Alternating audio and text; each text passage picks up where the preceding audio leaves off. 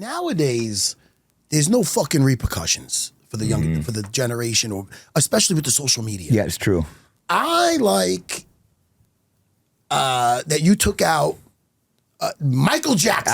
That Michael Jackson. I remember it because the guy hated being called Michael Jackson, but yet he comes out to a Michael Jackson song, if I remember correctly, which is very odd to me.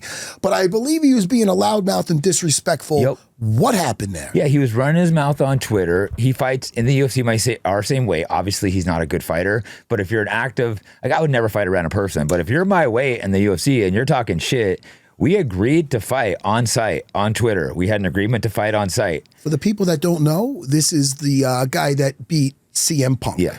Yeah, he's a shitty fighter, but I'm retired. I'm older. We're the same weight class. So he was talking shit, calling me racist. He's like a quarter black, and he's calling me racist, which is fucking ridiculous. 100%. He's like over the top. Like he grew up in some rich, all white fucking school, 1/4 black, and he's like a big black power tattoo. He's like, fuck white people, fuck crackers.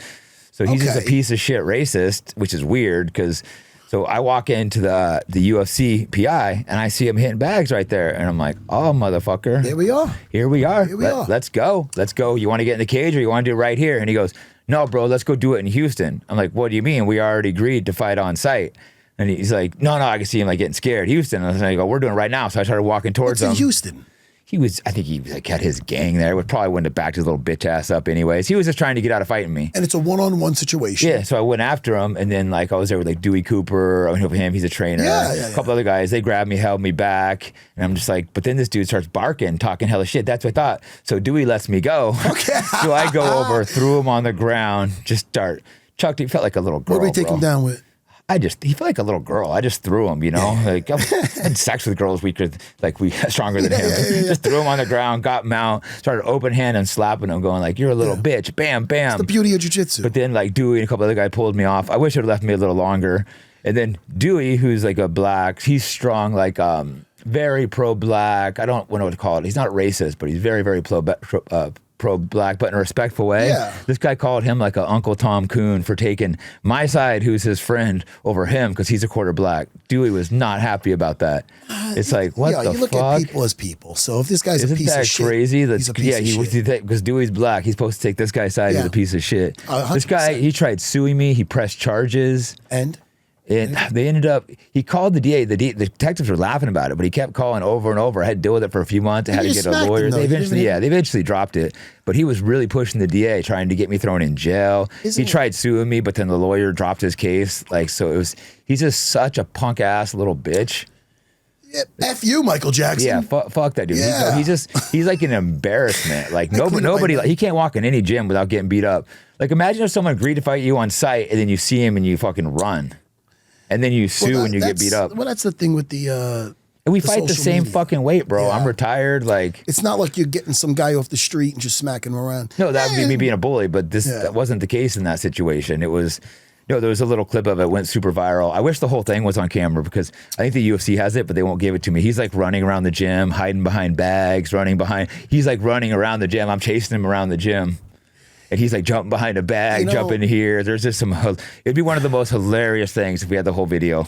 Wait, who has got that video? The UFC. Oh, shit. But I haven't asked for it, but I don't think they're going to give it to me. I never call in favors to my friends, but I might hit Dana up. They have it, the UFC, because the UFC PI cameras, he's like hiding behind bags and shit, trying to hide behind, and I'm like chasing them all throughout the gym, bro. Dude, and it's like two grown men pro fighters, and everyone there is like laughing at him, like, what the fuck? And a few people are kind of trying to stop me, and then...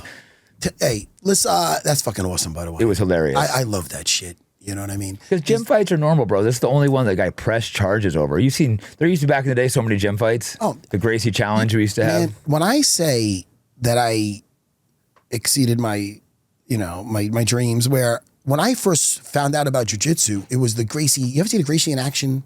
When the Gracies were fighting, before MMA, they were fighting other styles. Seen some of it, yeah. I saw some of the Vale Tudo stuff over in Brazil, and then what was sprinkled in on these tapes was dojo challenges. Yeah. Now, I don't want that shit now. Don't go showing up. But that's how it used to be in the day, though, yeah. But I'm like, oh, maybe one day because when I first started doing jiu-jitsu, I'll have my own school, and I'll have one of those challenges and shit. Then I ended up doing all right. But the point is, that's fucking how it was back then. No, it was when we were for our training. It was hardcore. People would come in wanting to fight us, and I would get sent as the guy to fight him a lot because I was young, like ready to fucking jump. I'd be excited to. I remember Nate was like 16, making Nate fight like grown men. We were like abusive to him, but he was so successful. I don't feel bad now looking back, being like, man, me and Nick were so mean to poor Nate. There's a thing on YouTube where there's Nate having like an open-handed fight with some muscle-bound wrestler. Yeah, we used to make him fight these type of dudes all the time. Great. But Nick, he was like 15 and shit. Young. But he was way more scared of me and Nick than he was of anything. So he was a soldier, bro. We tell him to do it, he did it. He would just always keep a straight face. I'm sure he must have had fear inside, but he would just be like, if me or Nick told him to do something, Nate just followed instructions, bro. He was a fucking soldier. Dude, there's no magic pill. You understand? And that's what I tell my young fighter, Tommy, all the time. Like, you got to be in that you got to put that time in on the mat with your brothers and fucking just grind and put that work in. There's hours and hours of the mat.